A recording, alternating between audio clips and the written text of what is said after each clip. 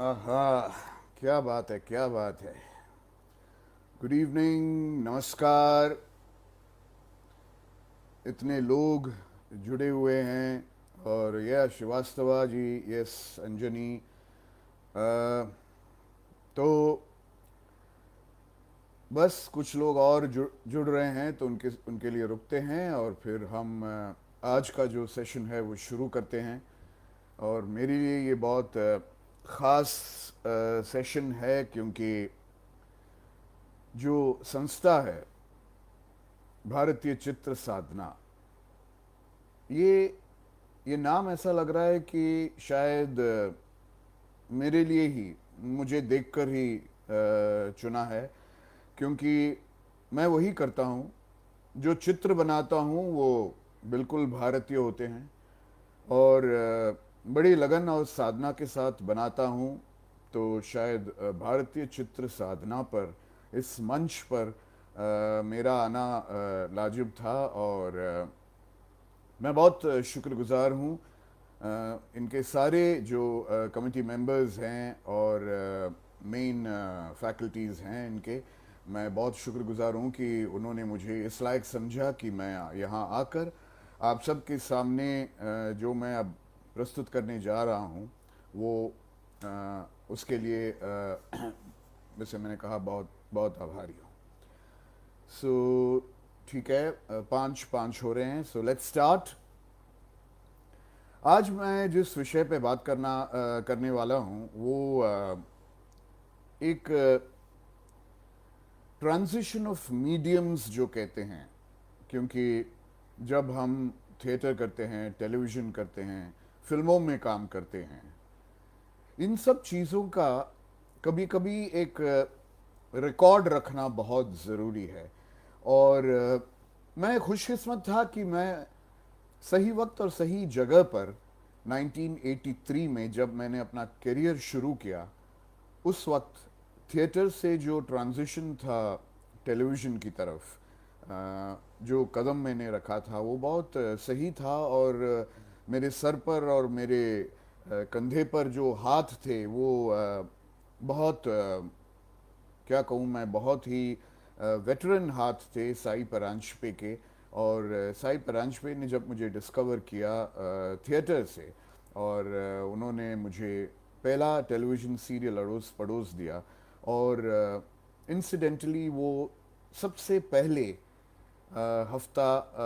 हफ्ते का television serial था। ये फर्स्ट वीक था जब इंडियन टेलीविज़न स्पॉन्सर्ड टेलीविज़न बन गया था, एक तरह से कमर्शियल टेलीविज़न बन गया था। तो मैं जो ट्रांजिशन ऑफ मीडियम के बारे में कह रहा था वो ये था कि आज तकरीबन 40 साल बाद जब मैं पीछे मुड़ के देखता हूँ और एहसास होता है मुझे कि मेरी किस्मत में इन 40 सालों में हर साल या तो as an actor, as an अभिनेता या एज ए डायरेक्टर मुझे मौका मिला है टेलीविज़न पर कुछ काम करने का, इंडियन टेलीविज़न पर काम करने का। और इतनी सारी बातें हैं, इतने सारे लोग जुड़े हुए थे टेलीविज़न के साथ, इतने नामी लोग जुड़े हुए थे टेलीविज़न के साथ, और इतनी सारी बातें और इतना सारा काम जो हुआ था, उस सब का कोई रिकॉर्ड नहीं है मेरे पास। मेरे पास छोड़िए, किसी के पास भी कोई रिकॉर्ड नहीं है। सब काम करते जा रहे थे, करते जा रहे थे। यहाँ तक कि जो टेप्स थे, जो पहले लो बैंड टेप्स थे और फिर यूमैटिक आए, फिर बीटा टेप्स थे, शायद वो टेप्स भी अब नहीं रहे लोगों के पास जिस पर उन्होंने इतने अच्छे प्रोग्राम्स, इतने अच्छे एक्टर्स के साथ और इतने अच्छे डायरेक्टर्स के साथ रिकॉर्ड किए थे। सो मैंने सोचा कि कुछ ना सही, कम से कम एक किताब तो लिखा जाए जिस पर या जिसमें इन सब चीज़ों का जितना हो सके, जो मेरे जहन में है, मेरी याददाश्त में है, वो सब मैं रिकॉर्ड करूं किताब के ज़रिए और दुनिया के सामने पेश करूं। तो ये आइडिया इस तरह आया कि एक किताब की आइडिया इस तरह आया और मैंने लिखना शुरू किया। जब मैंने लिखना शुरू किया तो मुझे एहसास हुआ कि जो सोच है जिस तरीके से the mind starts remembering things, जो यादें एक फ्लश ऑफ मेमोरी जो कहते हैं, वो सब वापस आ रहे थे। वो इतना बड़ा तूफान बन गया कि लिखना भी बहुत मुश्किल था और रिकॉर्ड करना भी बहुत मुश्किल था। तो मुझे बैठकर 3 साल तक इस किताब को लिखना पड़ा, और हर एक चीज़ जो अच्छी बातें हुई थी, जो इम्पोर्टेंट बातें हुई थी, हर एक चीज़ को to put pen to paper, या or to put it on your typewriter, on your computer, ये एक आसान काम नहीं था, एक बहुत ही चैलेंजिंग काम था। लेकिन एक तरह से एक बहुत ही इंटरेस्टिंग एक्सरसाइज भी बन गया कि आदमी की याददाश्त में कितना कुछ रह जाता है। क्या आपको वो सब कुछ याद है जो पिछले 40 साल में आपने एक्सपीरियंस किया? क्या आपको सब कुछ याद है जो शायद आपने एक्सपीरियंस किया ना हो, बट आपने सुना हो, देखा हो, और आपको प्रभावित किया हो? तो it became a very interesting exercise. ये किताब लिखना ही एक मेरे लिए एक मिशन बन गया था। और पहले मैंने इस किताब का नाम रखा था बीइंग देयर, यानी उस जगह पे रहना जहाँ जहाँ पे हमने काम किया। और बीइंग देयर इसीलिए मैंने रखा था क्योंकि ये एक ट्रिब्यूट था to the great Peter Sellers. Peter Sellers एक बहुत ही जीनियल कॉमिक हस्ती थे, और हम सिर्फ उन्हें पिंक पैंथर सीरीज और फिल्म्स से याद करते हैं। लेकिन उन्होंने एक फिल्म बनाई थी जिसका नाम था बीइंग देयर, और उस फिल्म में उन्होंने, वो टेलीविज़न के बहुत भक्त थे। वो टेलीविज़न से इतने आदी हो गए थे कि वो सिर्फ टेलीविज़न देखते थे। और जब भी कोई उसकी ज़िंदगी में या उसके घर पे आता था तो उसका एक ही सवाल था, क्या आप टेलीविज़न देखते हैं? Do you watch TV? You watch TV? You like TV? तो एक टीवी एडिक्ट होने के नाते मैंने सोचा कि इस किताब का नाम बीइंग देयर रखूं। लेकिन जब और बीइंग देयर के नीचे मैंने लिखा once upon a prime time. लेकिन जब मैंने अपने पब्लिशर्स को ये मैन्यूस्क्रिप्ट दिया, सोहिन लखानी साहब, उन्होंने कहा कि ये जो once upon a prime time है, मुझे लगता है कि इस किताब का टाइटल यही होना चाहिए, इस किताब का नाम यही होना चाहिए। क्योंकि बीइंग देयर शायद लोगों को समझ में नहीं आए, जिस तरीके से आप रेफरेंस ले रहे हो, आप कनेक्शन ले रहे हो पीटर सेलर्स और उस फिल्म के साथ, शायद लोग उस तरह से वो जोड़ नहीं पाएंगे। लेकिन once upon a prime time is bang on target, you know, and it's bull's eye. तो हमने इस किताब का नाम once upon a prime time रखा और नीचे लिखा my journey on Indian television. So it's very clear कि what I'm trying to say. So thank you, Mr. Lakhani, for changing the title and making it more easy and accessible to all our readers and all television enthusiasts and all cinema lovers and theatre lovers, because all of them एक तरह से सब सारे के सारे overlap हो गए हैं टेलीविज़न में। और that is the beauty of this time, जो 1983 से लेकर कम से कम 2000, the start of the millennium तक जितने लोग थे वो सारे फिल्म के लोग थे, थिएटर के लोग थे, जो टेलीविज़न स्टार्स बन गए। सो ये कहानी मैं अभी आपको बताने वाला हूँ। 1983 में जैसे मैंने बताया कि साई परांजपे ने एक सीरियल बनाया था अड़ोस पड़ोस, जो उनके मराठी एक प्ले करती थी वो, जिसका नाम था शक्के शेजारी, यानी कि neighbours, you know, close neighbours. और ये अड़ोस पड़ोस जो है वो सारे नेबर्स के बारे में है, और कैसे हम अपने इस 10 बाय 12 रूम के कोली में रहते हैं। एक तरह से हम सब कबूतर बन गए हैं, एक तरह से हम सब पिजन्स हैं, and we all live in our pigeon holes, and we have relationships with the pigeon next door, you know. So this is all about relationships with people who live next door or next window to each other. और इसमें पहली बार अमोल पालेकर साहब, रामेश्वरी जो दुल्हन वही जो पिया मन बाए और बहुत सारी फिल्मों से बहुत मशहूर हुई थी, वो दोनों थे। और हमारे जो हरिंद्रनाथ चट्टोपाध्याय साहब थे, कौन नहीं जानता उनको, और वो भी थे इसमें, और हम सब ने इस सीरियल को लॉन्च किया। तो वो हफ्ता मुझे अभी भी याद है जब टेलीविज़न शुरू हुआ था। हालांकि टेलीविज़न भारत में इस वक्त कम से कम 60 साल से हैं, 60 years of Indian television. But ये जो 40 साल, 38 years टू बी प्रिसाइज, 83 84 से अब तक, ये 40 साल जो हैं, this was the changing phase of Indian television. और पहले हफ्ते में जब परीक्षित साहनी साहब फिल्मों से टेलीविज़न पे आए, और मंडेज को, सोमवार को 9 बजे प्राइम टाइम पे उन्होंने बैरिस्टर विनोद का रोल किया था। ट्यूसडे को हम लोग के साथ जुड़े हुए ही थे, क्योंकि हम लोग इससे पहले शुरू हो गई थी ये सीरियल। बुधवार को गिरीश कर्नाड, तनुजा जी और ऐसे महान हस्ती खानदान में हम सब के सामने आए 9 बजे, जो श्रीधर क्षीरसागर बना रहे थे। गुरुवार को 9 बजे अड़ोस पड़ोस। फ्राइडे को एक कॉमेडी में एक रेवोल्यूशन हुआ, और कुंदन शाह उस वक्त ये जो है जिंदगी के साथ एक नया ट्रेंड शुरू किया कॉमेडीज में। और टेलीविज़न पर ये जो है जिंदगी आज तक एक आइकॉनिक सीरियल है। ये जो है जिंदगी में पहली बार किशोर कुमार ने टेलीविज़न के लिए गाया, और ये जो है जिंदगी, आपको याद होगा वो गाना। और इसमें पहली बार थिएटर एक्टर्स जो थे उन्होंने कदम रखा। हालांकि राकेश बेदी जो है वो ऑलरेडी चश्मे बद्दूर से काफ़ी फेमस हो चुके थे, लेकिन शफी नामदार जो थिएटर में काफ़ी नाम कमा चुका था, वो उन्होंने मेन रोल किया। स्वरूप संपत जो काफ़ी राजश्री की फिल्मों में काम कर चुकी थी, वो उसकी बीवी बनी, एंड राकेश बेदी उनके ब्रदर बने।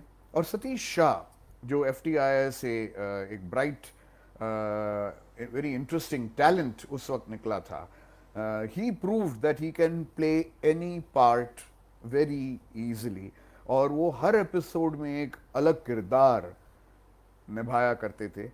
और ये जो है ज़िंदगी हमारी ज़िंदगी में एक ऐसे एक एंटिसिपेटेड शो बन गया था, क्योंकि लोग वाकई खुल के हंसना चाहते थे। और उसकी जो राइटिंग है, और कुंदन शाह और बाकी जो डायरेक्टर्स थे, मंजुल सिन्हा जो डायरेक्ट ऑल्सो वाज डायरेक्टिंग ये जो है ज़िंदगी, I think they all did a wonderful job.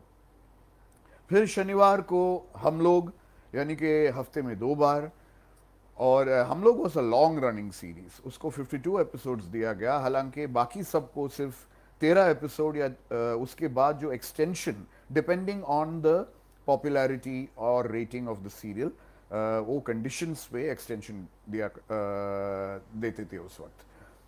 Sundays को 9 बजे, सुबह 9 बजे से लेकर, और ये रामायण और महाभारत से पहले की बात मैं आपको बता रहा हूं, रत्ना पाठक और सुप्रिया पाठक इधर उधर एक सीरीज थे जो आनंद महेंद्रू ने डायरेक्ट किया। उस सीरीज में ये दोनों एक्ट्रेसेस थे। एंड उसके बाद राजश्री ने एक पहली बार राजश्री प्रोडक्शंस ने एक सीरियल बनाई जिसका नाम था पेइंग गेस्ट, और वो 11 बजे आया करता था। यशराज फिल्म्स पहली बार टेलीविज़न में उन्होंने कदम रखा, और उन्होंने एक शॉर्ट स्टोरी सीरीज़ का निर्माण किया, वो जिसका नाम है ख़जाना। और ख़जाना में भी मैंने एक एपिसोड में मैंने काम किया, जिसमें मेरे साथ ज़रीना वहाब थी। ज़रीना वहाब जो चिच्चोर और घरौंदा और ऐसी फिल्मों में बहुत मशहूर हुई थी। तो आप एक तरह से आपको एक अंदाज़ा हो गया होगा कि किस तरह जो नए लोग थे, यानी I was a novice, I was a starter, मैं थिएटर से आया था, और बाकी सब लोग या तो फेमस हो चुके थे, फिल्म से फेमस हो चुके थे, और उन्होंने, और डायरेक्टर्स भी जो थे आनंद महेंद्रू थे, और बाशु चैटर्जी, 10 बजे उनका रजनी सीरियल जो बहुत ही एक क्रूसेडिंग सीरियल था, एक रेवोल्यूशनरी सीरियल था, विजय तेंदुलकर की बेटी प्रिया तेंदुलकर को लेकर उन्होंने ये सीरियल बनाया था। हालांकि उनका उसका पायलट जो था वो पद्मिनी कोल्हापुरी के साथ बनाया गया, लेकिन पद्मिनी कोल्हापुरी को टेलीविज़न का जो एक शेड्यूल है, एक हेक्टिक शेड्यूल, जो हर हफ्ते एक एपिसोड शूट करना है, शायद उनको उस वक्त जमा नहीं, तो पद्मिनी कोल्हापुरी को की जगह प्रिया तेंदुलकर को लेकर रजनी बनाया बासुदा ने। और रजनी के बाद फौरन 10:30 बजे उनके पास एक और स्लॉट था जिस पर वो एक शॉर्ट स्टोरी सीरीज करते जिसका नाम था दर्पण। और दर्पण काफ़ी रीजनल शॉर्ट स्टोरीज के ऊपर बेस्ड था। और दर्पण में मुझे बासुदा ने एक एपिसोड में काम दिया। और उस वक्त जिसके साथ मैं काम कर रहा था वो गांधी, रिचर्ड एटनबरोस गांधी के फेम और पॉपुलैरिटी और एक्लेम के बाद टेलीविज़न पे आई थी रोहिणी हट्टंगडी जी, जो एक वेटरन थिएटर आर्टिस्ट थी और अब भी हैं। और उनके साथ मुझे काम करने को मिला। सो जो एक्सपीरियंस, वो कहते हैं ना कि बच्चे को सीधे पानी में धकेल दो तो अपने आप वो तैरना सीख लेता है। तो जो रिच एक्सपीरियंस मुझे मिला इस तरह के लोगों के साथ, इस तरह के डायरेक्टर्स के साथ और इस तरह के को स्टार्स के साथ काम करने में, वो मेरे हित में बहुत अच्छा था। क्योंकि इस तरीके का एक एक्सपोजर आई थिंक रेयरली एक न्यू कमर को मिलता है। और इसीलिए मैं कहता हूँ कि शायद मैं उस वक्त और सही जगह पे रहने का फ़ायदा ये हुआ। और तब से एक सिलसिला जो शुरू हुआ टेलीविज़न पर, काफ़ी जो सीरियल्स जिसमें मैंने हिस्सा लिया उसमें जो बहुत इम्पोर्टेंट सीरियल्स थे, घर जमाए। घर जमाए में पहली बार एक टाइटल रोल अदा करने का मौका मिला और उसमें सतीश शाह और फरीदा जलाल थी। Again one of the most brilliant actors of Indian cinema. And जो स्पॉन्टेनिटी है और जिस तरीके के एक एब्सोल्युटली नेचुरल परफॉर्मेंस जो है, मैं उनको सामने बैठकर मुझे उनको एम्युलेट करने का मौका मिला इन घर जमाए, जो एक बहुत ही मज़ेदार कॉन्सेप्ट था। एक नॉर्थ इंडियन फैमिली में एक साउथ इंडियन जाता है and the clash of cultures. शायद हमारे यहाँ पहली बार एक comedy of manners and a comedy of cultures and tradition घर जमाई में हुआ। और आज भी उसका नतीजा ये है कि आज भी लोग कभी कभी मुझे सुबू सुबू करके बुलाते हैं और तब भी बुलाते थे। और उसमें रजित कपूर थे। Rajit Kapoor was playing my brother in law. और शायद he was just starting out in घर जमाई। लेकिन देखो उनका ग्राफ भी कितना खूबसूरत रहा। वो आगे चलकर श्याम बेनेगल के द मेकिंग ऑफ महात्मा में उन्होंने महात्मा गांधी के यंग एज का रोल किया and he one the national award for that. So Rajat Kapoor became a very interesting actor. एक मलयालम फिल्म में उन्होंने एक साउथ इंडियन पुजारी का रोल किया। और शायद ही आप उनको पहचान पाएंगे उस रोल में, क्योंकि उन्होंने इतने क्रेडिबिलिटी के साथ, इतने रियलिस्टिकली उस रोल को निभाया। और फिर उसके बाद ऑफ कोर्स जो एपिक था द स्वॉर्ड ऑफ टीपू सुल्तान, जिसमें संजय खान साहब पहली बार एंट्री ले रहे थे टेलीविज़न में। और चूंकि उसमें एक बहुत बड़ी ट्रेजिडी हो गई थी, आप सब जानते हैं कि मैसूर में जो आग लगी हुई थी, हम सब बाल बाल बचे थे, हम सब बाहर ही बैठे थे उस वक्त। और हमारी किस्मत है कि हम बच गए। लेकिन जब वो शुरू हुआ तो अकबर खान साहब आए डायरेक्ट करने पहले 25 एपिसोड, जब तक संजय खान साहब ठीक होकर नहीं आए। और टीपू सुल्तान का रोल उन्होंने निभाया। और फिरोज़ खान साहब भी आए और कुछ एपिसोड्स उन्होंने डायरेक्ट किया सामोद पैलेस में जयपुर में। So again it was like film meeting television. So ये जो ओवरलैप हुआ है टेलीविज़न और फिल्म्स का, ये इतना इंटरेस्टिंग ओवरलैप हुआ था उन दिनों में कि ऋषिकेश मुखर्जी, बाशु चैटर्जी, कुंदन शाह, अजीज़ मिर्ज़ा, गोविंद निलानी, श्याम बेनेगल, गुलजार, सई परांजपे, एम एस सत्यू, ये सब वो नाम हैं जिनको हम बहुत बहुत आदर करते हैं। और जिनके फिल्मों से, जिनके काम से हमने बहुत कुछ सीखा है। शायद आज अगर मैं ओरिजिनल फिल्म्स बना रहा हूँ, इंटरेस्टिंग फिल्म्स बना रहा हूँ, तो इन सब का इसमें कुछ ना कुछ हाथ रहा है, क्योंकि श्याम बेनेगल और गोविंद निलानी साहब जब वो सीन पे आए 1983 में, एटीज़ में, 1980s में, श्याम बेनेगल साहब 79 या 78 में उन्होंने अपनी पहली फिल्म अंकुर बनाई थी, फिर मंथन और बहुत सारे फिल्में उन्होंने बनाई, भूमिका और मंडी। इन सब फिल्मों ने मेरे ऊपर बहुत इन्फ्लुएंस किया, और श्याम बेनेगल मेरे एक आइडल बन गए थे उन दिनों में, और उनकी सारी फिल्में मैं देखता था। उसके बाद गोविंद निलानी साहब आए, उन्होंने आक्रोश बनाई, उसके बाद अर्धसत्य, और ऐसे स्ट्रॉन्ग स्टेटमेंट्स उन्होंने अपने फिल्मों से किए कि it was impossible not to be influenced by them. इससे पहले जो मेरी एजुकेशन थी, I am a film society product, क्योंकि मेरे जो बॉस थे वीपी साठे साहब, जहाँ मैं काम करता था, बॉम्बे पब्लिसिटी। और बॉम्बे पब्लिसिटी इसीलिए एक इंस्टीट्यूशन है क्योंकि शायद ही ऐसा कोई प्रोड्यूसर हो जिसके फिल्म का पब्लिसिटी, एडवर्टाइजिंग बॉम्बे पब्लिसिटी ने नहीं किया हो। और उसकी वजह से मुझे सारे जो दिग्गज लोग थे उनसे मिलने का मौका मिला, राज कपूर से लेके फिरोज खान से लेके you name it, they were all the, Yash ji, Basu Chatterjee, Hrishikesh Mukherjee, सारे सारे लोग, इन सब के साथ मेरी मुलाकात हुई, इन सब के साथ। और उन दिनों में मैं सिर्फ थिएटर करता था और टेलीविज़न में कदम नहीं रखा था। और एक तरह से ये वो कहते हैं ना कि प्री स्कूल, मेरा जो प्री स्कूल था वो बहुत हाई लेवल, हाई क्वालिटी का प्री स्कूल था। इन सब से मिलकर इनके इंटरव्यूज़ करना और इनके फिल्मों का रिव्यूज़ लिखना। Yes, I was a film critic before becoming full time actor. एक बी के आर के करंजिया की एक पेपर थी ब्लिट्स, और ब्लिट्स वॉज अ वीकली, और जब वो एक डेली उन्होंने शुरू किया tabloid like the Blitz, it was called the daily.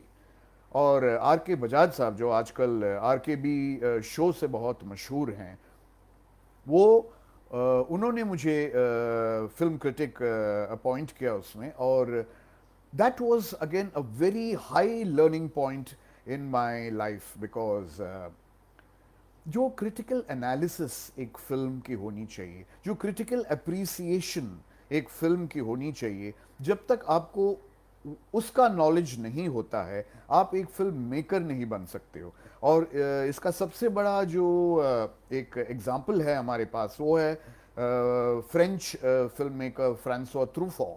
ट्रूफा was a film critic before he went on to make all those famous films that he made, 400 Blows and Day for Night and so many other films.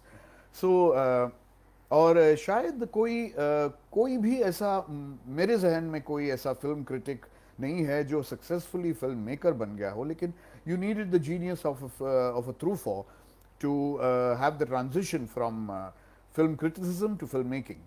तो मेरे लिए ये एक जो 5-6 साल जो मैं film critic था द डेली में, again it was a very important learning process. और इसमें जैसे मैंने कहा कि मैंने बहुत सारे फिल्म डायरेक्टर्स और एक्टर्स के साथ मेरी मुलाकात हुई।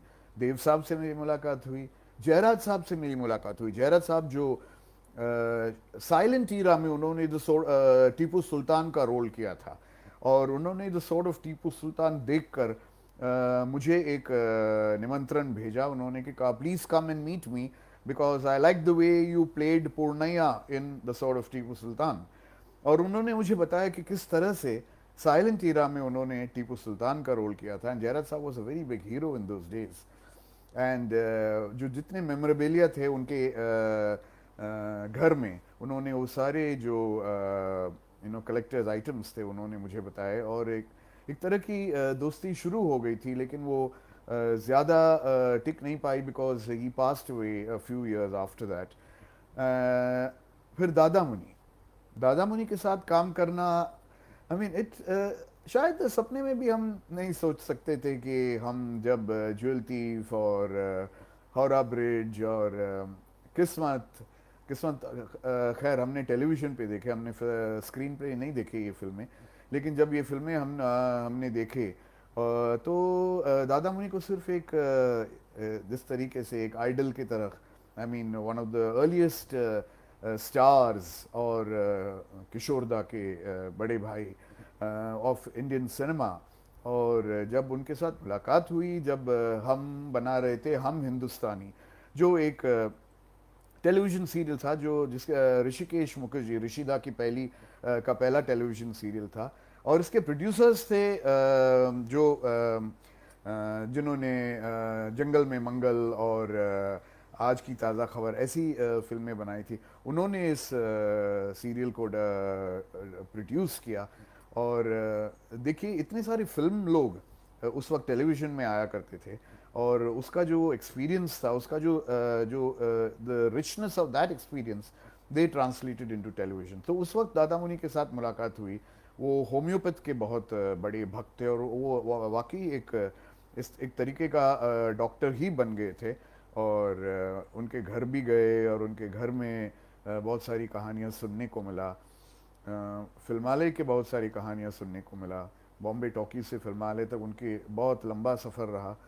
सो आई थिंक आज के ज़माने के लोग अनफॉर्चुनेटली उनको ये एक्सपीरियंस जो है, ये जो एक्चुअल जो कहते हैं कि up close flash and blood, आप लोगों से मिलकर उनसे बातें करके उनसे सीखते हैं, उनके एक्सपीरियंस से सीखते हैं। और ये सब एक तरह से, ये सारी बातें, ये सारी यादें जो हैं, एक तरह से मैंने कहा जो फ्लश ऑफ मेमोरीज हैं, जो वापस आए, और इन सब को लिखने में मुझे बहुत मज़ा आया। लेकिन ये जो सिलसिला था, आप 2000 तक, I think the start of the millennium तक, आप एक एनरिचिंग एक्सपीरियंस था, क्योंकि उस वक्त क्लासिक्स भी अडेप्ट हुआ करते थे, जैसे श्रीकांत और मुजरिम हाजिर, राकेश चौधरी ने एक, और पहली बार नूतन ने काम किया टेलीविज़न पर, और गोविंद निहलानी साहब का बहुत इम्पॉर्टेंट कंट्रीब्यूशन इसमें था, क्योंकि उस वक्त वो रिचर्ड एटनबरो के साथ गांधी सीरियल में he was the second unit cameraman. और उस वक्त उन्होंने ये किताब दिल्ली में एक शॉप में डिस्कवर किया, जिसका नाम था तमस। और भीषम साहनी, जो बलराज साहनी साहब के भाई थे, उन्होंने ये किताब लिखी थी।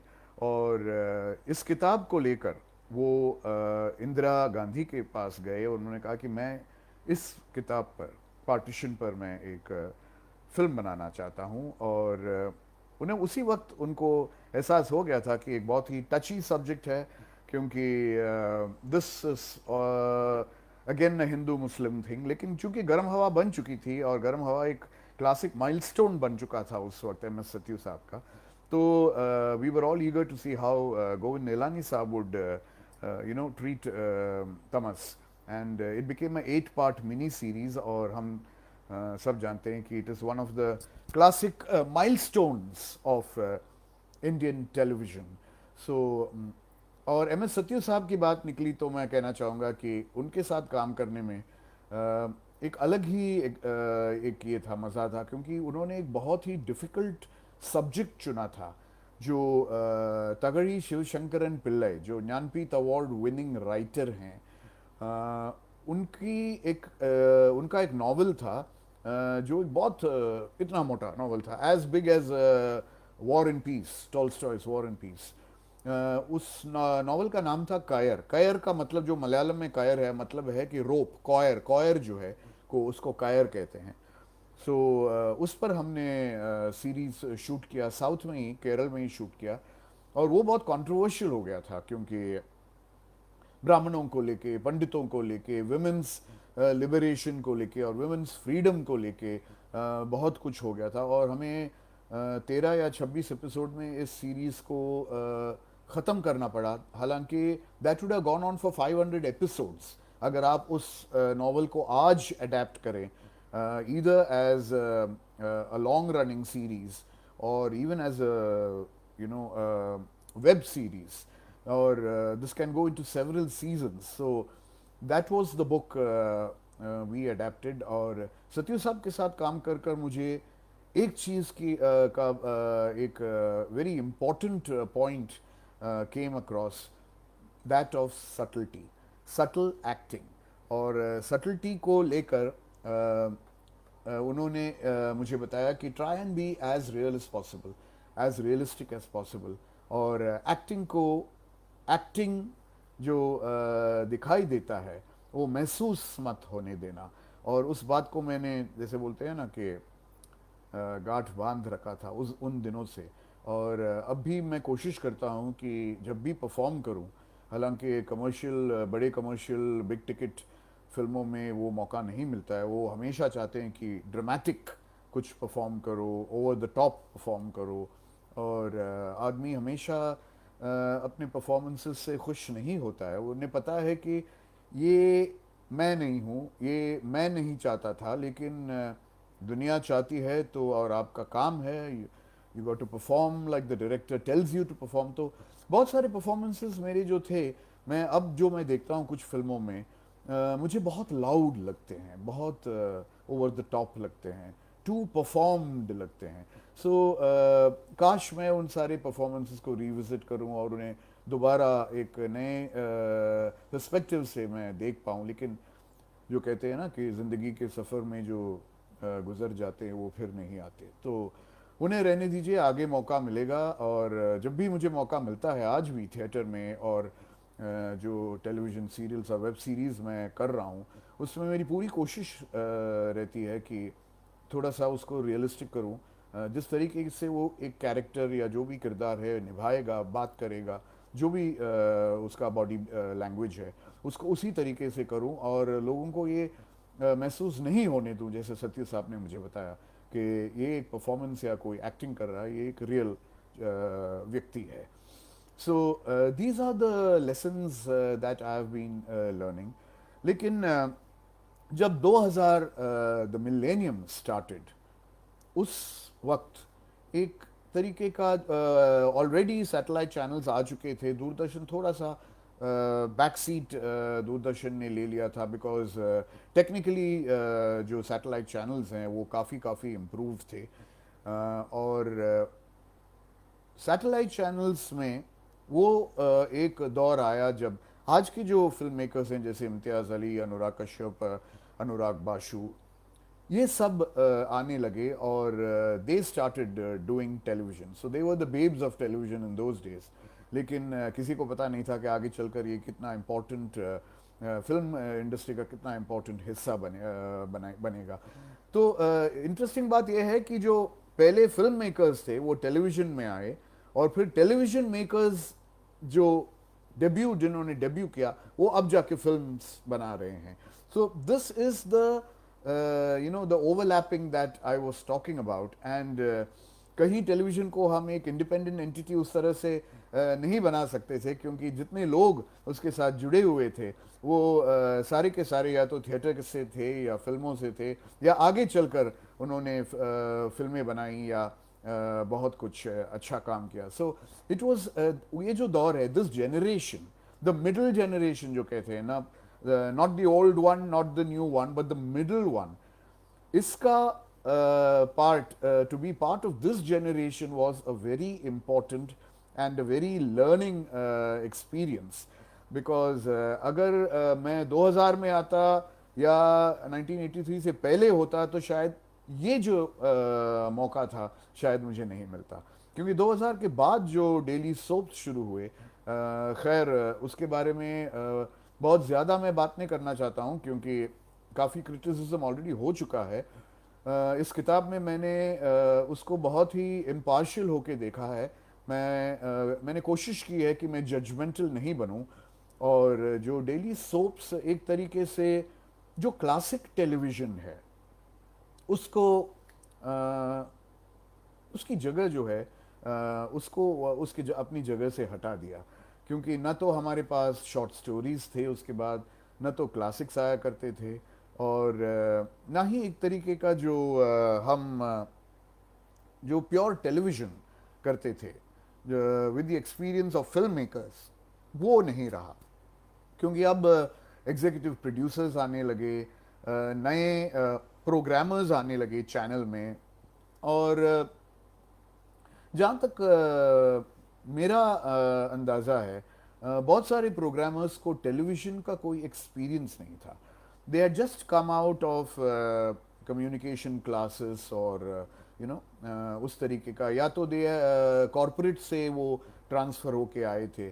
तो मीडियम की जानकारी जो है उन्हें नहीं था. तो they actually started questioning. And actually ये एक रिकॉर्ड पे गया भी है कि किसी ने रमेश सिप्पी साहब का बायोडेटा पूछा, या ऋषिकेश मुखर्जी का बायोडेटा पूछा, क्योंकि उन्हें पता नहीं था कि ये लोग कौन थे. उन्हें पता नहीं था कि ये लोग जिनकी वजह से वो उस कुर्सी पर बैठे हैं, ये वो लोग हैं, the founding fathers of Indian television. So इतने कम नॉलेज के साथ जो लोग आते हैं और एक नया जो सिस्टम बनाने की कोशिश करते हैं, वहाँ पे शायद हमारा जो टेलीविज़न है, वहाँ पे टेलीविज़न को धक्का लगा. ये जो डेली सोप्स का सिलसिला शुरू हुआ, वो बगैर सोचे समझे हुआ. डेली सोप से कोई मुझे कोई प्रॉब्लम नहीं है. डेली सोप्स 2000 से पहले भी थे, जैसे स्वाभिमान और शांति, ये और अ माउथफुल ऑफ स्काई, जो इंडिया का सबसे पहला इंग्लिश सीरियल था, from the plus channel. Amit Khanna, Mahesh Bhatt, इन्होंने बनाए थे. लेकिन उस वक्त अगर आप डेली सोप्स को देखते तो बहुत सोच समझकर, बहुत सही तरीके से लिखा गया. शोभा दे जैसे राइटर ने लिखा है स्वाभिमान.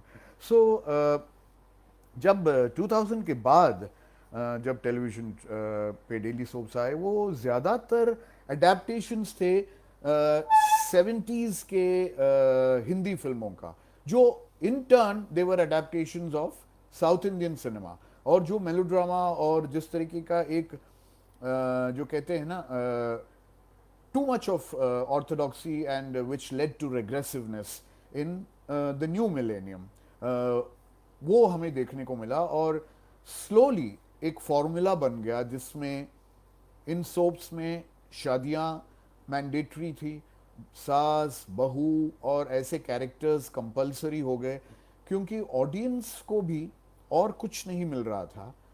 एक जिस तरीके का जो टेलीविज़न उनको देखने को मिला था पहले, वो सारा सब कुछ वाइप आउट हुआ. और अगर आप ये कहते हैं कि ऑडियंस यही चाहती हैं इसीलिए हम ये दे रहे हैं, तो आप बहुत गलत समझते हैं. ऑडियंस को आप अंडर एस्टिमेट नहीं कर सकते हैं, क्योंकि ऑडियंस को अगर कुछ नहीं मिलता है तो वो अपने सेट के सामने बैठकर वही देखेंगे जो उन्हें दिखाया जाता है, उन्हें दिया जाता है. और अनफॉर्चुनेटली मैं कहूँगा कि दे गॉट ब्रेन वॉश्ड. एक तरीके से their minds got drugged and numbed, and they started accepting the daily soaps. और इन टर्न चैनल्स को ये लगा कि हाँ, ये तो बहुत पॉपुलर हो रहा है और लोग यही देख रहे हैं, गांव गांव में देख रहे हैं, शहर शहर में देख रहे हैं, तो हम यही देंगे. The result was not very pleasant, not happy ending. And अब हम उसी मकाम पर आकर खड़े हैं जहां बहुत सारे लोग disgruntled audience saying what is our television come down to. अभी अभी हाल ही में लॉकडाउन में जब दूरदर्शन ने रामायण और महाभारत और ब्योमकेश बख्शी और वागले की दुनिया शायद नहीं दिखाया, लेकिन इस तरीके के सीरियल्स उन्होंने रिवाइव किए, तो the younger generation got hooked on to it. तो आपका जवाब वही, आपके सवाल का जवाब वही है कि अगर आप कहते हैं कि इस जनरेशन को ऐसा क्लासिक टेलीविज़न नहीं चाहिए, नहीं चाहते, तो शायद ये सीरियल्स वो नहीं देखते. वो शायद कोई वेब सीरीज़ देखते या कुछ और करते, लेकिन they would not have sat in front of the television sets and watched all these serials. So how wrong we have gone in our judgment of audiences, how wrong we have gone in programming, ये बहुत जाहिर है, साफ जाहिर है आपके सामने. और अब लोग चाहते हैं कि जो नया एक प्लेटफॉर्म आया है, the OTT over the top platforms या डिजिटल प्लेटफॉर्म्स जो कहते हैं, वहाँ पे वेब सीरीज़ जो शुरू हुआ है, वो वेब सीरीज क्या है? It is nothing but Doordarshan first week in disguise. क्योंकि वेब सीरीज लिमिटेड सीरीज होते हैं, या तो 8 एपिसोड होते हैं या 10 एपिसोड होते हैं, and Doordarshan always had 13 episodes, और ये 40 मिनट्स के एपिसोड्स हैं जो will come to almost the same amount of time of 13 episodes. So ये वही हुआ, and we are going back full cycle to where we started. लेकिन आई होप एंड प्रे कि जो जिस तरीके का जो एक नॉलेज था, जो अप्रोच था, जो डेडिकेशन और पैशन के साथ जिन फिल्म मेकर्स ने टेलीविज़न पर काम किया था फ्रॉम 1984 टू 2000, जो लोग इस वक्त इनको मौका नहीं मिल रहा है, या मौका मिले तो भी उन्होंने मुझसे कहा है कि नहीं, आज के टेलीविज़न के ज़माने के साथ हम नहीं जुड़ सकते, उसके साथ हम नहीं सोच सकते, सॉरी, नहीं सोच सकते, क्योंकि ये this is not the way we function, this is not the way we work. So that is the tragedy कि अगर आप चाहते भी हैं तो आप साहिद परांजपे या रमेश सिप्पी या अजीज़ मिर्ज़ा साहब, गोविंद निलानी या श्याम बेनेगल या गुलजार साहब को आप शायद वापस अब नहीं बुला सकते. And you have to rely on their experience and expertise, जो मैंने किया जब हमने एक शाहरुख खान साहब के रेड चिलीज़ के लिए पहली बार एक फिक्शन सीरीज़ हमने डायरेक्ट किया था जिसका नाम था घर की बात है. और घर की बात है was nothing but a tribute to ये जो है ज़िंदगी. और वही कैरेक्टर्स थे जो सुमित राघवन, जूही बब्बर, जयती भाटिया, अली असगर और काफ़ी एक्टर्स उसमें जुड़े हुए थे. और I had a chance to work with Aziz Mirza on the scripts, क्योंकि स्क्रिप्ट्स को हम अडेप्ट करना चाहते थे, कॉपी नहीं करना चाहते थे. सो स्वप्न जोशी भी थे इसमें. सो अडेप्टेशन के वक्त अजीज़ साहब ने मुझसे कहा कि I am very worried for you, I am afraid, I am frightened for you. मैंने कहा आप ऐसा क्यों कह रहे हैं? क्योंकि जिस माहौल में आप काम कर रहे हैं और आप चाहते हैं कि ये जो है ज़िंदगी का जो मैजिक आप दोबारा रिक्रिएट करना चाहते हैं, वो माहौल नहीं है जिस पे हमने किया था. तो मैं तो सिर्फ इस पर एक एडवाइजरी बोर्ड की तरह, एक शुभ चिंतक की तरह आपके साथ हूँ. मैं तो मदद नहीं करने वाला हूँ किसी भी चीज़ में. आप जाइए, रणभूमि पे जाइए और अपनी लड़ाई खुद लड़िए, क्योंकि मुझे ये जो टेलीविज़न का जो सिनेरियो है, I don't recognise it, I don't know what to do in this. तो अगर इतने बड़े लोग हिल जाएंगे तो आप सोच सकते हो कि हमने हमने क्या कर रखा है, you know. So it is not fair to television, it is not fair to the great minds who made our television. So ये किताब जो है once upon a prime time, इन सब बातों का एक कहानी के, I call it the story of all stories. तो जितनी कहानियाँ आपने देखे टेलीविज़न में ये इन 40 सालों में, उनके पीछे जो लोग थे, उनके पीछे जो लोग हैं अब भी हैं, और जो कहानियाँ घटी, जो इंसिडेंट्स घटी, सीरियल्स के बारे में तो आप सब जानते हैं कि क्या कहानियाँ, लेकिन जो लोग जिस कैसे सोचते थे, क्या कैसे काम करते थे, ये जो अनसीन एंड अननोन स्टोरीज हैं, वो इस किताब में आपको देखने को मिलेगा. सो मैं चाहता हूँ कि एक तरीके का आगे चलकर, क्योंकि और चूंकि मैं अब मुझे एहसास हो रहा है कि शायद टेलीविज़न पर ये, इंडियन टेलीविज़न पर ये पहली किताब है. इससे पहले इस तरीके का एक डिटेलिंग नहीं हुआ है. और आगे चलकर अगर एक रेफरेंस बुक बन जाए, एक टेक्स्ट बुक बन जाए, या सिर्फ एक स्टोरी बुक भी बन जाए लोगों को पढ़ने के लिए कि ये कहानी क्या है, कहानियों के बारे में, तो मैं बहुत खुश रहूँगा. और मैं समझूंगा कि ये जो कोशिश मैंने की है वो एक तरीके से, एक तरह से सफल हुआ है. So I would want to know the feedback to this book once upon a prime time. And जुलाई 15 को हम ये पेपरबैक एडिशन में लॉन्च कर रहे हैं. इस वक्त ये किंडल पे है, और किंडल पे बहुत सारे लोग नहीं पढ़ना चाहते हैं, मैं जानता हूँ. ख़ास करके उस जनरेशन को, वो जनरेशन नहीं चाहता है जो वो 1984 से 2000 तक टेलीविज़न को एंजॉय किया है, इन लोगों को का काम एंजॉय किया है, वो नहीं पढ़ना चाहते हैं. लेकिन और ये चाहता हूँ, मैं अब चाहता हूँ कि ये बुक एक ऐसा ट्रिब्यूट, ये लॉन्च जो है एक ऐसा ट्रिब्यूट हम करें उन सब founding fathers of television, actors and directors जो अब हमारे साथ भी हमारे साथ हैं, जैसे गोविंद निहलानी साहब, अजीज़ मिर्ज़ा, साई परांज पे, और एक्टर्स भी हैं राकेश बेदी, सतीश शाह, अंजन श्रीवास्तव, इतने सारे लोग हैं, रमेश सिप्पी साहब हैं, अनफॉर्चुनेटली चोपड़ा साहब, रवि जी भी नहीं रहे, लेकिन उनके बेटे हैं। तो मैं इन सबको मैं चाहता हूं कि अगर हमें मौका मिले इस अंडर द सर्कमस्टेंसेस, क्योंकि हम कुछ ऐसे वक्त से गुजर रहे हैं जो अनप्रेसिडेंटेड है और हमने कभी सोचा नहीं था कि हमारे लाइफ टाइम में हम ऐसा एक सिनेरियो देखेंगे, लेकिन है जो सच है वो है। तो अगर हम इन सबको इकट्ठा करके ये किताब उनको डेडिकेट कर सके, उनको एक ट्रिब्यूट के तौर पर हम दे सकें, तो मैं I will consider my self very blessed, and this journey of 38 years एक तरह से सफल हो गए। So that is what it is, and let me see, शायद मेरे प्रोड्यूसर का फ़ोन आ रहा है, मैं ले लूँ। हाँ जी अरुण जी। स्क्रॉल डाउन करना है मुझे क्वेश्चंस के लिए। अच्छा, ये अटक गया है यहाँ। आप मुझे क्वेश्चंस बता सकते हैं, मैं यहाँ से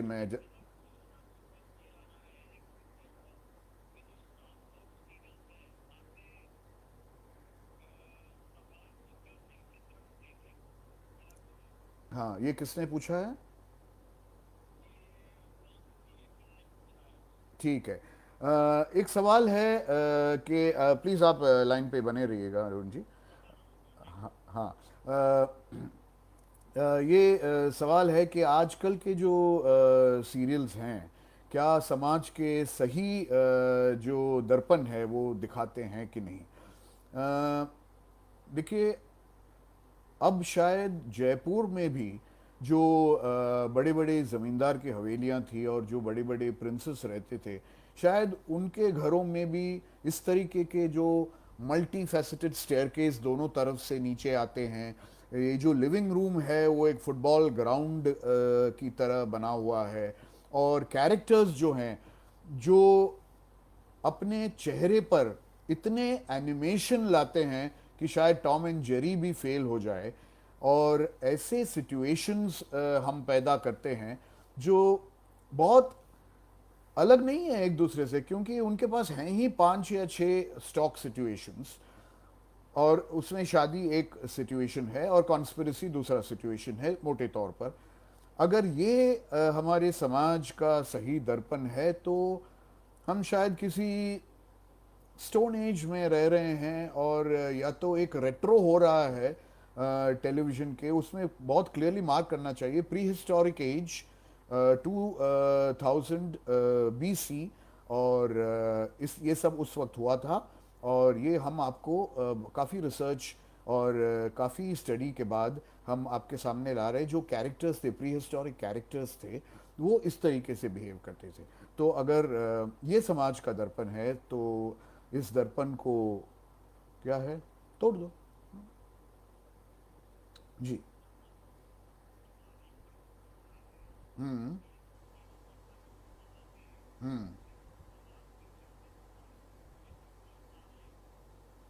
जी। जी।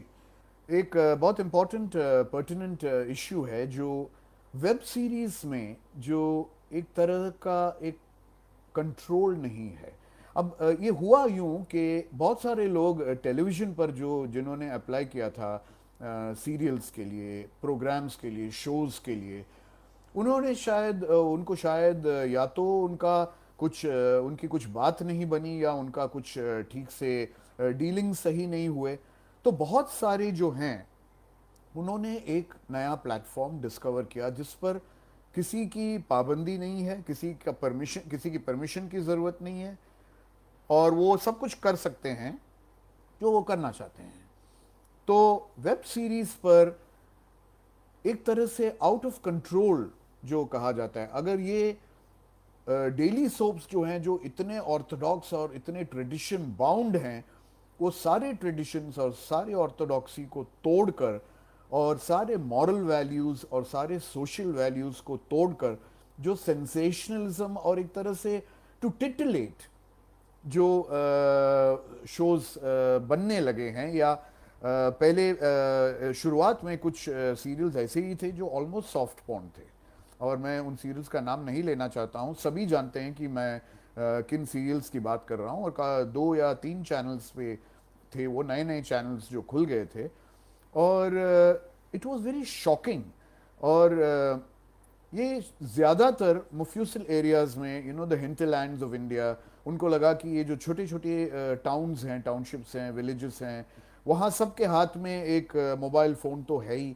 हर आदमी के पास मोबाइल फ़ोन है, चाहे आप छोटे से छोटा काम करने वाले हो या आप ऑफिसर हो, सबके हाथ में एक मोबाइल फ़ोन है, और सबके सब बैठकर यही सीरियल्स देखा करते थे, और उनको लगा कि हमारे रेटिंग्स बहुत बढ़ गए हैं, हमारा जो पॉपुलैरिटी है वो बहुत बढ़ गया, इतने सारे हिट्स आ रहे हैं, तो हमें यही करना चाहिए। So the mind has been corrupted, the mind has lost its way. Why are we using this medium in the wrong fashion? ये एक क्रिमिनल, मैं क्या कहूँ, क्रिमिनल वेस्ट है, एक क्रिमिनल एक्ट है, और ये तब से शुरू हुआ जब से एक सीरियल आया था बिग बॉस। अब बिग ब्रदर जो है, जिससे ये अडेप्टेशन हुआ था, big boss was the first series जिसमें ये एक बात हो गई थी कि आपको जो करना है कर लीजिए, आप जितना लोगों को गाली देना है दे दीजिए, आप प्लीज एक दूसरे को इंसल्ट कीजिए, मारिए, तब जाकर हमारा टीआरपी बढ़ेगा। और स्क्रिप्ट्स लिखे जाते थे और दिए जाते थे पार्टिसिपेंट्स को, ताकि नेक्स्ट इवनिंग वो सब कुछ करें जो ऑडियंसेस को टिटलेट करना शुरू कर दे, और लोग देखकर शायद हैरान होकर देखते थे कि क्या यही ऐसे लोग होते हैं, ऐसे ही हम बिहेव करते हैं जब एक घर में रहते हैं। So all this has led to the corruption of the mind, और जब बहुत सारे माइंड्स करप्ट हो जाते हैं तो एक इरप्शन हो जाता है, and this is what we are getting. So I hope and pray कि अगेन मैं वहीं वापस जा रहा हूँ, जो टेलीविज़न, एक क्लीन प्योर टेलीविज़न हमने किया कम से कम 20 साल तक, 83 से 2003 या 2000 तक। Please that television will work. मैं प्रोग्रामर्स और चैनल हेड से मेरी एक दरख्वास्त है, मैं खुद आके मिलकर उनसे बात करने के लिए तैयार हूँ। We can work out a strategy whereby we can change the face of Indian television and go back to the golden days. There is a way to do it, and you will not lose your TRPs. So, if somebody is willing to hear me out, if somebody is willing to do this, I can very happily be part of the process. So, let us not corrupt, let us not mutilate our this medium and make it a porn site, and or a site of humiliation, a site of insult, और a site of clear bad language। इसमें क्या मज़ा आता है, मुझे बिल्कुल आज भी समझ में नहीं आता है। आई एम नो प्रूड, मैं कोई यहाँ पंडित या कोई भगवान बनकर या कोई स्वामी जी बनकर नहीं बैठा हूँ। I enjoy naughty humour too, but naughty humour is naughty humour, not rotten humour. So please we have to be very careful way not to cross the line. जी अरुण जी।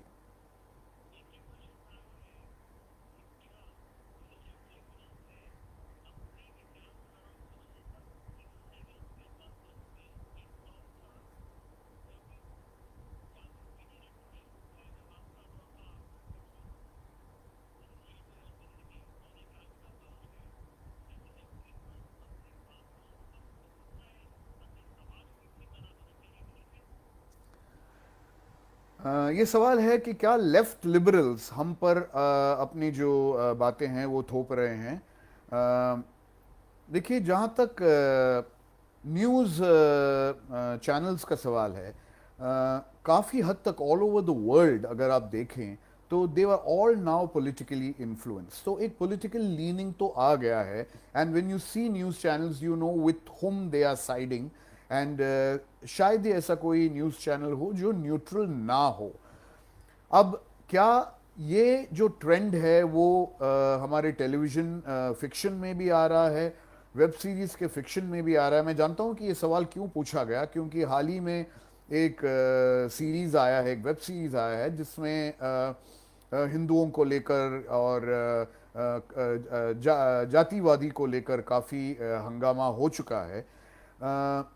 हमें एक तरह से देखिए, if we are prejudiced and if you want to make a point, you cannot use this medium as a platform for that. आप फिर news channels पे जाइए और अपनी बात जो है आप सहज तरीके से आप वहाँ ये कीजिए। लेकिन अगर आप इस प्लेटफॉर्म को पर्सनल प्रेजुडिसेस और रिलीजियस प्रेजुडिसेस और पॉलिटिकल लीनिंग्स के लिए आप एक वेपन की तरह यूज कर रहे हैं, then it becomes very very sensitive. Because जैसे आप जानते हैं कि इस देश में आपने कुछ भी कह दिया तो हजार लोग तलवार लेकर आ जाएंगे, क्योंकि आपने उनके खिलाफ, उनके जो बिलीफ है उसके खिलाफ आपने कह दिया। So please respect everyone's religious beliefs. Please respect everyone's status in society. ये जो कास्ट सिस्टम पर हम एक तरह से ये करें, it should be honest. There is a caste system that prevails in India, I know that, और लोअर कास्ट को बहुत इल ट्रीट किया जाता है। लेकिन अगर आप एक ऑनेस्ट पिक्चर दिखाएं, जैसे बहुत सारी मराठी फिल्मों में दिखाया गया है, and it has been praised, you know, the caste system has also been beautifully described in Girish Kasaravalli's film Samskara. So ऐसे फिल्मों में जब आप करेक्ट एक पिक्चर बनाते हो, सी अगेन देयर क्या होता है कि you have an intelligent mind working, you have a well read mind working, और जब वो एक कंट्रोवर्शियल सब्जेक्ट को लेकर वो कुछ बात कहते हैं तो आप सुनने के लिए तैयार हो जाते हैं और आपकी समझ में वो बात आती है। लेकिन आप एक प्रेजुडिस्ड माइंड, अगर आप सिर्फ इस प्लेटफॉर्म को एक एक वेपन की तरह यूज करना चाहते हैं कि मैं इसको मारूं या उसको मारूं या उसको हर्ट करूं या इसको ये करूं, then the intentions are wrong, and when the intentions are wrong the results are bad. हाँ जी।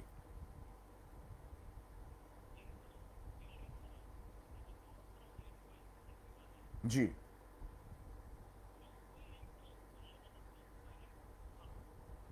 जी।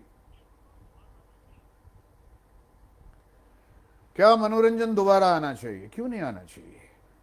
वागले की दुनिया जो आर के लक्ष्मण के कार्टून्स और आर के लक्ष्मण की लिखाई पे जो आधारित था, it was a political satire, और किसी ने ऑब्जेक्शन नहीं लिया। तो you can do political satires. चमत्कार जो एक सीरियल था जो फारूक शेख साहब के साथ मैं किया करता था, उन दिनों में the parliament was dissolved, it was election time, और हमने 5 या 6 स्पेशल इलेक्शन टाइम एपिसोड्स बनाए जिसमें सबकी धज्जियां उड़ाई हमने। और उस वक्त हमारे खिलाफ किसी ने कुछ कहा नहीं, क्योंकि गवर्नमेंट ही नहीं था, क्योंकि इलेक्शन का वक्त था। So if you use your writing, अगर उस तरीके के राइटर्स होते हैं जिन्होंने ये जो जिंदगी लिखा, या वागले की दुनिया आर के लक्ष्मण जैसे पॉलिटिकल सटायर लिखा, उस तरीके के राइटर्स अगर आए और हमें कुछ मज़ेदार, यही यही मैं कहना चाहता हूँ कि अगर प्रोग्रामर्स तैयार हैं मुझे सुनने के लिए, हम उस तरीके का एक क्लिक बनाएंगे, एक क्लब बनाएंगे of writers who can write well, and can get entertainment, intelligent entertainment back into our lives, कि हम एक बार फिर टेलीविजन के सामने बैठकर वो सब मोमेंट्स फिर से एक तरह से फिर से पैदा करें। क्योंकि वो ज़माना गया जब हमें चाहता, ओ 8 बज गए या 9 बज गए, मुझे ये सीरियल देखना है। कोई नहीं कहता है अब, कोई भी नहीं कहता है, क्योंकि ऐसा कोई शो है ही नहीं। सो क्या हम उसको रिवाइव कर सकते हैं? ज़रूर रिवाइव कर सकते हैं। It needs a plan, it needs a strategy, और it needs workers, it needs thinkers, it needs writers, and it needs genuine directors. अगर इनको आप इकट्ठा करो तो there is no reason why heart warming, absolutely intelligent and एक तरीके से बहुत ही प्लेजेंट एंटरटेनमेंट जो उसको कहते हैं, सनशाइन एंटरटेनमेंट, हमारी जिंदगी में आ सकती है। जी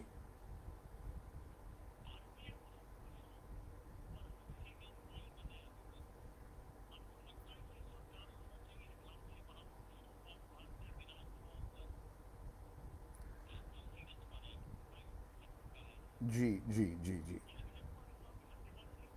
जी। भारतीय महापुरुषों पर क्यों नहीं टेलीविज़न सीरियल्स बनाया गया? बहुत अच्छा सवाल है।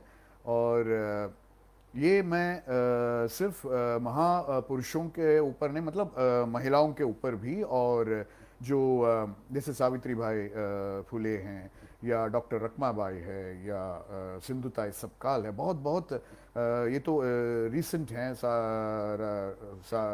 जो अ, ये जो कैरेक्टर्स मैंने बताए, लेकिन प्री आई मीन हिस्टोरिकल जो कैरेक्टर्स भी हैं, बहुत सारे जो कैरेक्टर्स हैं, उन सब पर बनाया जा सकता है, लेकिन द प्रॉब्लम इज दैट आजकल के अगर हिस्टोरिकल्स अगर आप देखें, तो they are more fire and fury and drama rather than, अगर आप रानी लक्ष्मीबाई के बारे में एक सीरियल बना रहे हैं तो वो जेन्युइनली उसके लाइफ के ऊपर हो।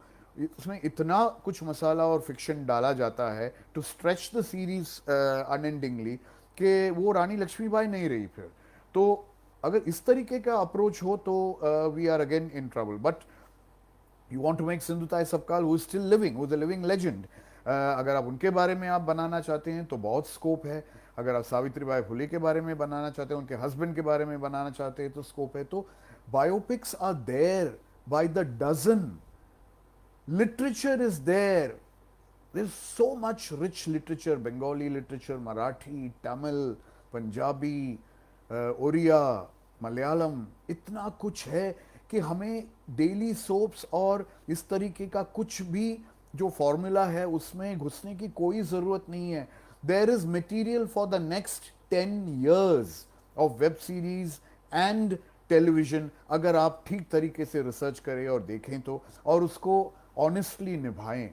हम करना नहीं चाहते हैं, या हम डर रहे हैं कि नहीं नहीं ये दिस विल नॉट वर्क और दैट विल नॉट वर्क, जब तक हम डर के बैठेंगे, जब तक हमें ये लगेगा कि ये टीआरपीस अगर नहीं आया तो मेरी नौकरी गई, तो ये डर से कुछ नहीं होगा। वन हैज टू पायनियर, और दैट द पायनियरिंग मूड जो था 1984 में इन सब के जो दूरदर्शन से of course from the government it came, जो पायनियरिंग पैशन था, वो पैशन तो बुझ गया है, it is not there any more. You have to get that fire back and see how you revive Indian television. जी। जी।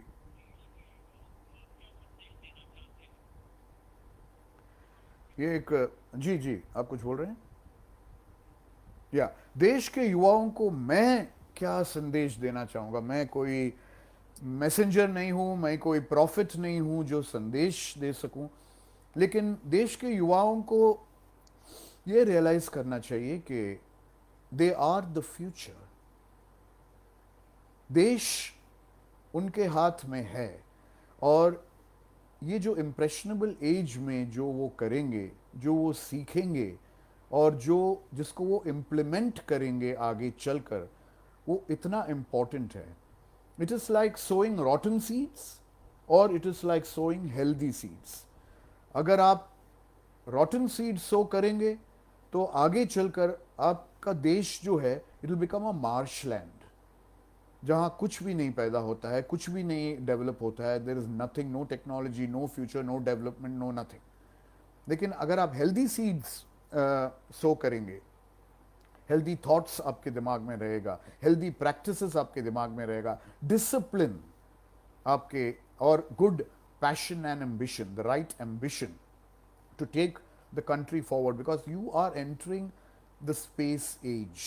This is the technological age, this is the age of satellites.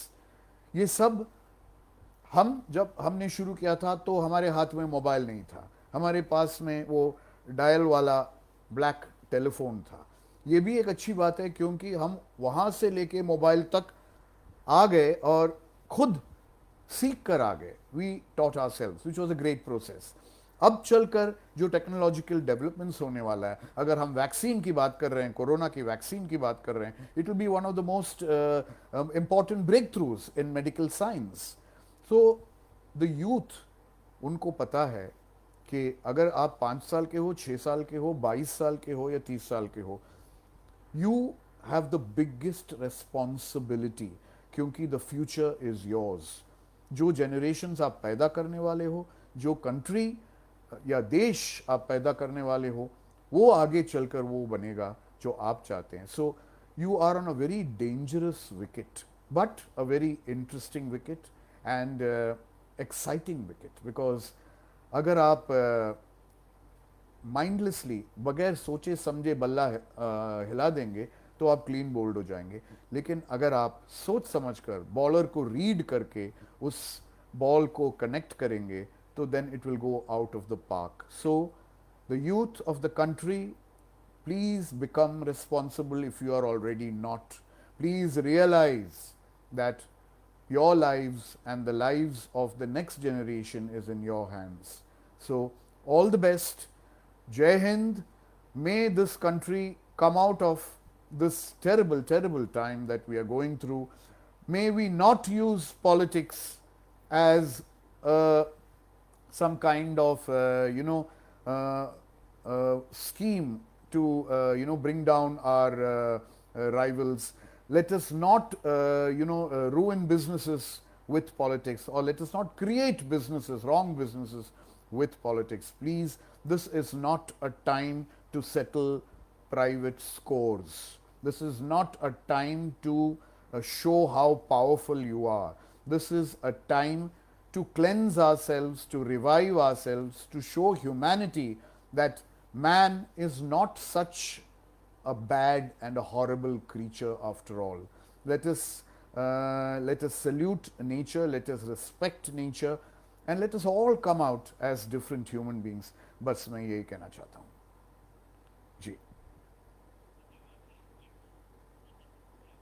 जी जी जी जी जी जी जी जी जी जी. So thank you very much. आप सब मेरे साथ जुड़े रहे आज. बहुत आई होप सो कि मैंने अपने मन की बात कही, दिल की बात कही, और दिल से मैंने बात कही, और जितनी बात कही, जो कम बात कही है, आई होप वो किसी न किसी तरह आपको या तो एंटरटेन किया होगा या आपका काम आएगा.